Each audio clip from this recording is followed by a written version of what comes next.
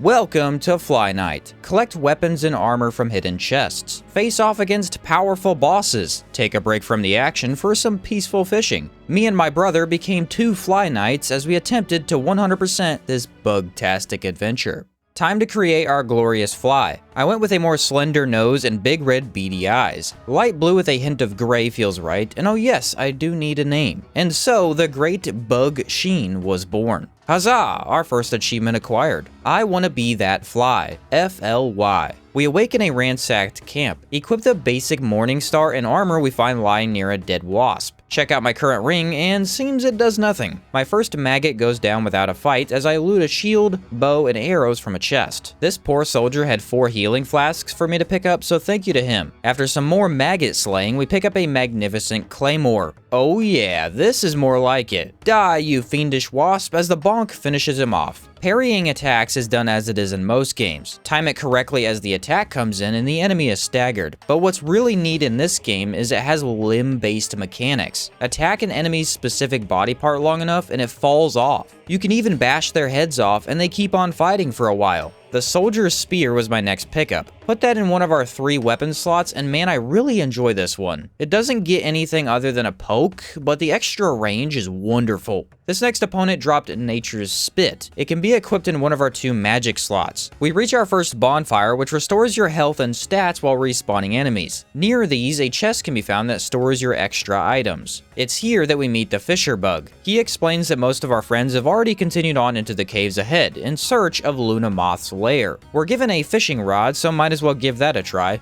As long as you have enough stamina to reel them in, different kinds of fruit-based fish can be caught after they grab your line. I snatched up a 77cm grape, which can be consumed to heal poison and increase poison resistance. Then I managed to snag a 189cm banana. This one applies health regen, obviously meaning it's the best. I'll be honest, being the American that I am, centimeters doesn't really tell me much about fish size, but I remember from math class that bigger number means better. Any of your extra fish can be stored in barrels near the bonfires as well, so it doesn't hurt to stock up on them. After entering Lunamoth's lair, we can summon a friendly co-op assistant. Meet Roki Doki, my brother and fellow FlyKnight for this adventure. Our first important task was to have a dance-off for several minutes, emoting our hearts out for the giggles. Next, we went to whacking some boxes. Turns out containers with symbols on them drop items, most often arrows. With some more maggots out of the way, we tested friendly fire. Yep, that's definitely a thing. Really didn't expect that one, but fair enough. A large blue beetle blocked our path, so we promptly beat him down. Inside a small stone structure, there were fly traps everywhere. Traps made of fly traps because, you know, we're flies. Try to keep up here if you can, please. One of these dropped a leek, or a very fast weed that deals terrible damage. Archers seem to hit you really hard, as they usually do, so after performing some minor parkour, I beat him to death with a floppy vegetable. One really fun aspect of combat is that after staggering an enemy, you can perform a kick to knock them onto the ground. It's highly effective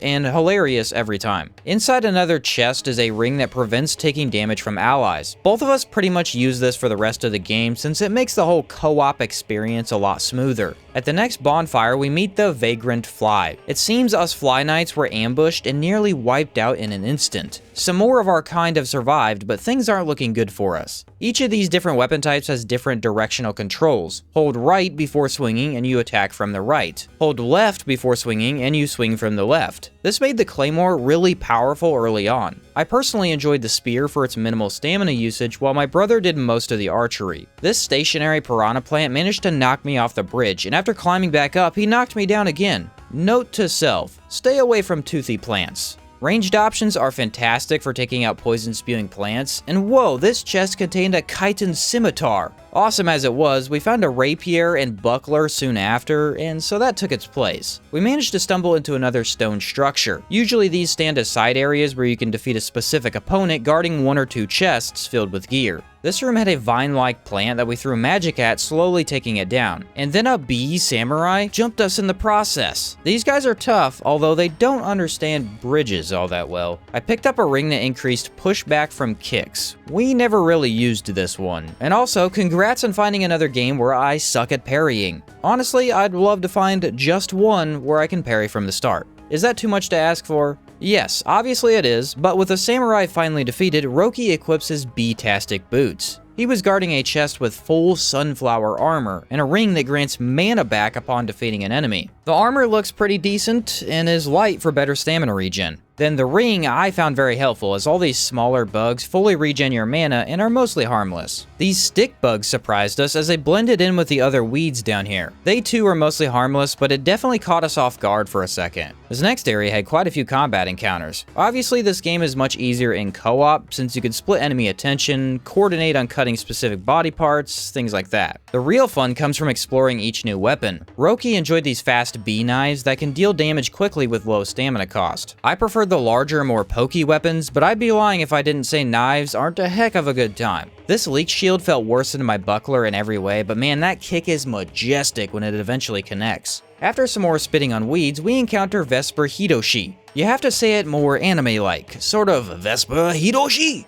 He's currently trying to free his proud race from Lunamoth's control, but since most of the FlyKnights aren't faring very well, he finds us useless. 2v1 just isn't all that fair, of course, so the game gave us a 2v2, and we got our butts kicked. You can't be afraid to mix things up by swapping weapons or throwing in magic from time to time. It looks pretty cool and lets you adapt to each encounter correctly. These two are guarding a ring that prevents kicks and a colossal wooden hammer. Good thing, because we found this super agile ninja roly-poly. He jumps up and then flies through the air to kick you before leaping backwards. Took a beating from this one, but behind him was a spike shield. This one deals pretty decent damage when you parry, and I really enjoyed it, because you attack quicker with it than any other weapon, while also being ready to parry in a second's notice. Equip a newly found rusty sword and open up the shortcut here in case things go poorly. After reaching another bonfire, we acquired a mystical bow. The thing deals 1/4 of the damage a normal bow does, so it's kinda garbage if I'm being honest. Oh man, we're fighting spiders now. Actually, this one was kinda dumb, he was just staring at a wall, but let's hope more don't show up in the future. There was an extremely trap-infested room here that sadly we didn't get to complete. I jumped down to assist Roki, and in doing so we couldn't get back up to that spot. What kind of juicy reward was left back there? We'll never know. Jump across this bridge, smack a spider with my shield, smack another spider with my shield, and finally we meet a fellow FlyKnight. He actually executed this other fly because the traitor was abandoning his comrades. He mentions that Lunamoth took away our wings. This obviously has made our new friend very angry. So angry, in fact, that he refuses to join us because he only trusts himself. It's an excellent plan to attack this Luna person one by one. Clearly, there's no better way. With some more of these bugs smacked down, we meet Kalim the Dragonfly. He's glad to see us, and he's looking for other surviving knights. We're told to not continue on, as it will lead to tragedy. But of course, he knows we will anyway.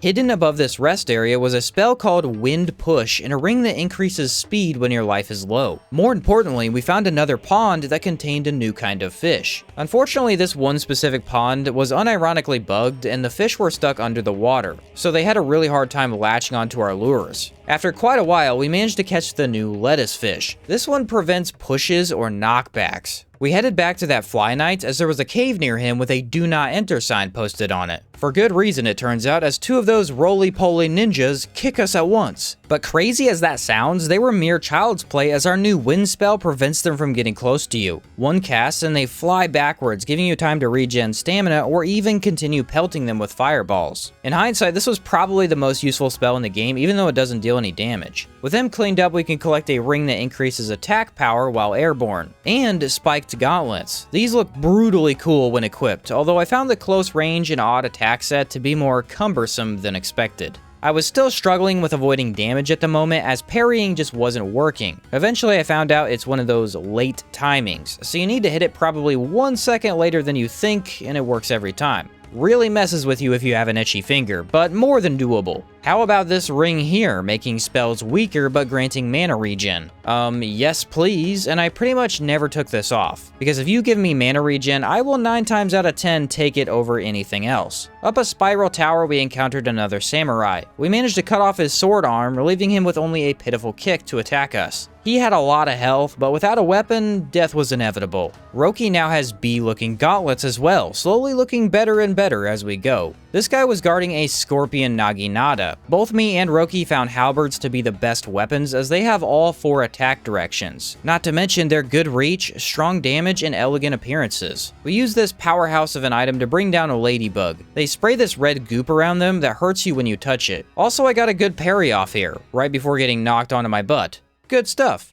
Well, after reaching another bonfire, we jump down into our first boss arena. That's a very interesting design choice there with that floppy, let's just call it a thing. The bottom of this room is covered in stationary plants. You could take them out, but step on them and they bite you. As you go on the offensive, weeds spawn around you. If you jump out of the way as they appear, it's not all that scary, but nothing was actually damaging the boss. It was then that Roki noticed a stone set of stairs on the side you could use to scale up. Avoid getting knocked off, and also don't miss your jumps like I did. The upper section is a safer place to fire off arrows, which Roki found effective. I chose to move in closer and, whack it. The boss sprays explosive gelatin you need to get out of, but overall this was pretty easy. A few moments later, and the Lotus Fly Eater is dead. Defeated the giant carnivorous plant. Underneath this now defeated boss, we collect a new spear and a spell that summons roots. Close range, but great for damage. Then we enter a foreboding door, emerging into the second region of the game.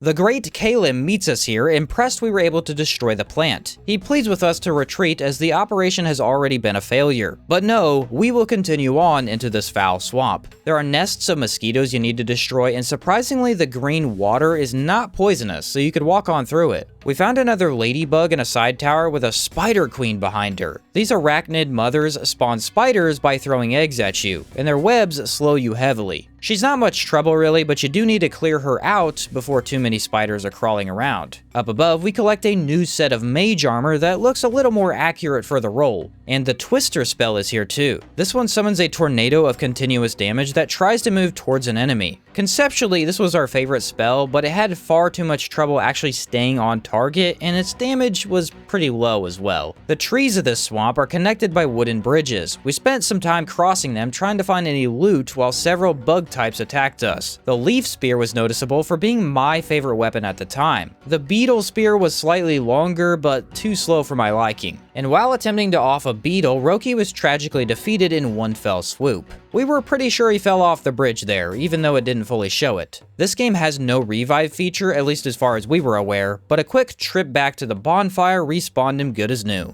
Jumping down into a house, we get to slaying spiders. As you can see, I was having loads of fun with the weed spell, because with mana regen, it could become a main source of damage. Aw, no way, a spell to summon friendly spiders? This is everything we could have asked for. No, not exactly, as you can damage them for some reason, and they don't seem to be able to move. Hopefully that's better than it looks. Now at the next rest point, we meet the vagrant fly again. She's the one leaving behind items and boxes for us as she prefers not to fight herself. Then she said something about setting this right, which had our attention. Well, just as we thought. The spiders can't really move at all, so they take enemy attention sometimes and do seem to attack, although it's very rare. With that wasp out of the way, we collect the frog breaker. Whoa, now this I can work with. Just a massive and incredibly slow hammer that deals big bonking damage. We collect a thorned shield before trying our absolute best to get spiders to work. This ladybug was particularly troublesome for me, and oh look, a shield blade.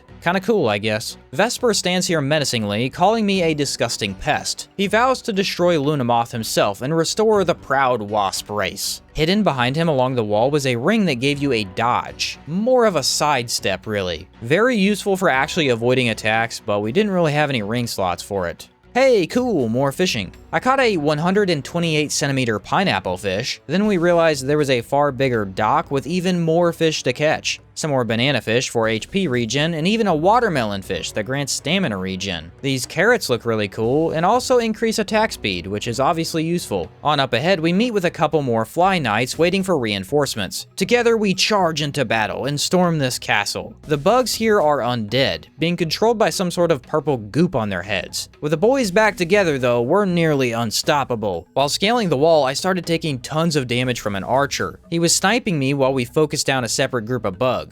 Roki got a rhino helmet to drop, which looked incredible, and after clearing out the other castle wall, our fellow knights needed a well-deserved rest. Down an elevator we go, finding a ring that increases projectile damage based on distance. Teamwork makes the dream work, as me and my brother conquer the castle tower, leaving many bugs dead along the way. We collect the kata fist weapons, and a ring that restores your health every time you destroy a bug's body part. Roki had this one equipped for a while, as it's quite effective when fighting an army. I still think fist weapons aren't my style, but you'd be missing out if you didn't at least try these bladed gauntlets. The undead flies take almost no head damage as the purple goop seems to protect them there, so go for other limbs or even the chest. We found the Weaver's Trap spell and a ring that boosts magic damage while increasing its mana cost. The Web spell was particularly fun as you can slow enemies to a crawl and poke them to death. Just be careful as it's easy to spawn on yourself and slow you to a crawl. This bonfire location here was important as when we took the closest elevator down, there was a massive pond with almost every type of fish you could imagine. These moon-looking fish grant mana back upon consumption. Orange fish or clementines instantly restore some health. Purple spiny fish actually regenerate mana, so we collected several of those. And lemon fish grant stronger kicks, which we didn't really need, but at least caught one of. With several powerful fish types ready to be eaten, we move deeper into the castle, only to find that our fellow FlyKnights have been defeated. The green fly from earlier lies dying here as well. He claims that his distraction saved our deity, but the commander has betrayed us. He leaves the final tasks up to us as he breathes his last breath of air. Commander Kalim has made a promise to Lunamoth. He tried to persuade us to leave, but now he has no choice but to end our miserable fly lives. The first boss was really enjoyable, honestly. I like slow gimmick-based bosses, so no issues there, but with that boss being pretty easy, this was rather shocking. Kalim summons fire around you and then sprints to your location, dealing damage if you don't block. Roki was performing quite well and dealing most of the damage, while I was getting completely annihilated. Eventually I fell before I could drink my last healing flask, leaving Roki to solo the dragonfly. He did surprisingly well and might have been able to win by himself. Being the kind little brother that he is though, he died on purpose, so I could actually participate. Needing to be spared humiliation by your younger sibling.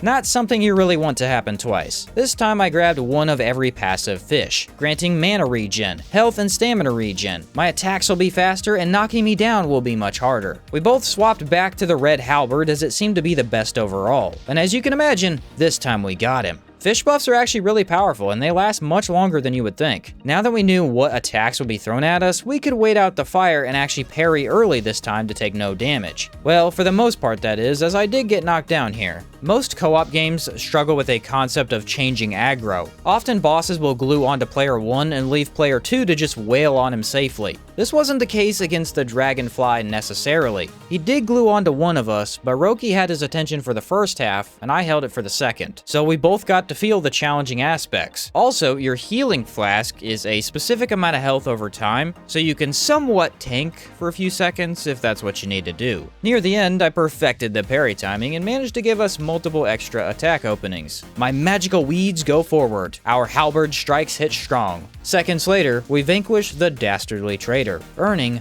Dragonfly Child. Defeated Kalim, your former mentor. As he vanishes from this world, he speaks his last few words. Kill Lunamoth.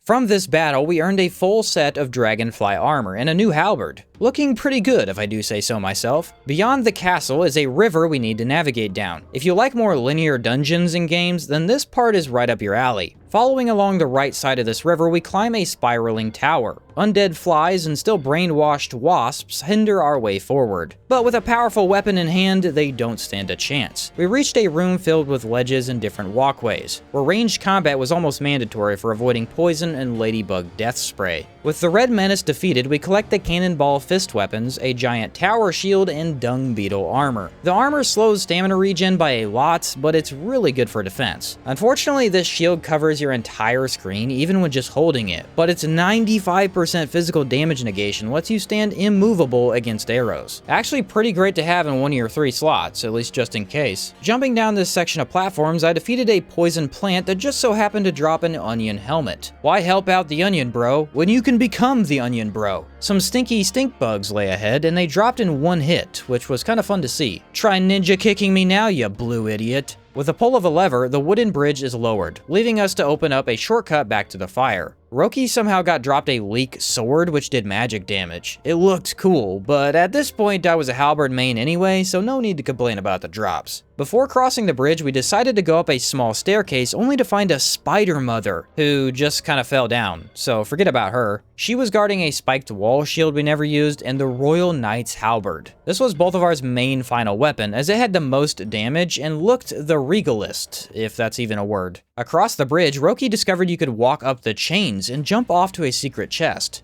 This grants you a full set of mushroom armor that we both found to look really terrible, but also kind of funny at the same time. How about when Roki fell into water and died instantly because he didn't make this jump? I got me a cool new snake slicer sword and also had to walk back over to revive him. Fun times. There was a very small pond with carrot fish just kind of sitting in this area. Very odd, but I do enjoy me a good fishing break. After a few more bug-based encounters, we collected a ring that had a chance to not spend ammunition. Your bow-only challenge run can officially begin after you beat the second boss. Good luck. In the plaza, we were attacked by an undead army. I really enjoyed the web spell here as it lets you stop an entire group and focus down one target. Get wrecked, bugs. Wasp wakizashis, or small wasp daggers, were locked away in the back here. Both of us used these to kick some bug butt as they're really quick. Stab, stab, stab, stab. I think you get the idea. Seemed like a really good way to deal with the samurais as you could chop off their arms quickly. I must admit, combat in FlyKnight has some very funny moments with stuff like this. Roki just falling over and lying on the ground for several seconds. It never gets old. This wasp actually dropped his katana, which Roki instantly snatched up. I don't really blame him because that thing looks fantastic. With another lever pulled, the wooden wall now opens up, allowing boats to flow freely down the water. Roki caught a moonfish that was here for some odd reason, and then both of us jump into the boat flawlessly with absolutely no issues whatsoever. Now on the boats for real this time, we take a pleasant ride downstream to a drop-off point. It was here that I noticed one fish down near the end, and it looked like a giant swordfish, or saw shark. So before Roki could even give it a shot, I reeled in a 530 centimeter blue swordfish, which earned me fishing for fishes. Catch every fish. This is the final hidden fish you need to collect, and as it turns out, this one is not food, but actually a sword. Yeah, you catch yourself a swordfish that you can stab bugs with. Whose idea was this? I freaking love it. But while I was admiring my new prize, Vesper flies down to confront me. He claims that Lunamoth is his foe to fight. He then calls me a dirt dweller, and before I could read more, Roki decided to smack him in the face with his sword. I guess that rude comment really got to him, I don't know. The poetic justice of it all was Vesper stayed on Roki the entire time, letting me stay nice and safe. What's the lesson we learned here? No attacking NPCs while they monologue. I used my expert level of combat prowess to constantly spawn webs under Roki's feet. Somehow this felt helpful at the time. A few fish pokes later and Vesper the fly-hating mad bug is beheaded. Oh yeah, Roki managed to get the full rhino set during all this. It looked pretty good, even though my onion was just a bit more fashionable. We continue on, defeating several bugs guarding the final elevator. Down we go, reaching the last bonfire. Here we find a pond with more banana fish to fight over. When you reel in slightly, all the fish on the other person's line goes to yours, so we kept messing with each other trying to steal the bananas. After reorganizing my fish for optimal consumption, it was time to speak with the vagrant fly. She claims this was her mess to clean up, but yet she was unable to defeat Lunamoth. This evil witch severed her wings, leaving us, her children, flightless. Our mother, as it turns out, will live, but she asks us to first please defeat Lunamoth. And so we head down this tunnel, ready to avenge our mother and the many wingless FlyKnights who died for us to get here. Lunamoth claims she will command the power of the cosmos, so that some people called the Archosaurs will be powerless against us bugs. She managed to clip all of our wings by doing so to our mother, and this gave her great magical power. Said power is this light blue magic that's sent out in different forms. Waves and beams move towards you that are easy to dodge. Then once you've done a bit of damage, she flies up and sends out bubbles at you. These are hard to avoid unless you sprint in one direction. Finally, she spawns in pools that damage you when inside them. A pretty cool fight, all things considered. Although we found out two things that made her kind of a pushover. First off, she was only really on me, so Roki just kind of stood behind her, smacking her every time she landed. And two, she doesn't actually have that much health. I guess that trope of magic users having really powerful attacks, but no decent defenses, holds up even in Fly World. The fish is fun and all, but it was a little too big on screen for a fight like this, I must admit. As I focus on dodging all these forms of magic, Roki stands on the other end, dealing massive damage with every samurai sword strike, eventually leaving the great Lunamoth defeated, earning us pretty sly for a FlyKnight. Defeated Lunamoth the Witch. A wooden cellar opens up now, leading to a sort of trophy hall. It would appear Lunamoth stole the wings from several bug species. Our mother claims that she can mend her wings and repair the brood. The curse will end once all these wings are returned. Lunamoth was attempting to fly to the moon and replace the moth deity. This would have granted her cosmic powers. That odd tooth-looking knife there was what she used to sever our wings. It is of Arcanosaur origin, meaning someone else out there still wants us dead. All of bug kind are still in danger. But for now, we have done good work. We should return to our brothers and prepare for the war that is to come. And so we choose to travel to the surface and end this FlyKnight quest. There you have a 100% completion of FlyKnight. For those wondering, the game does let you fast travel between bonfires even though we never needed to use it. In his world, my brother was able to use this to return and collect the final swordfish, gaining him the last achievement as well. So he wasn't locked out of it or anything. But yeah, this was a very small, Souls-like game with a dungeon crawler experience. You can choose to use all kinds of cool loot that you're rewarded with from exploration. Had a fantastic time and would FlyKnight again. If you guys enjoyed this, don't forget to leave a like down below and comment to get the old algorithm going. Tales of Iron is likely my next 100% project, so stay tuned for that if you're interested. Thanks so much for watching, and I'll catch you next time.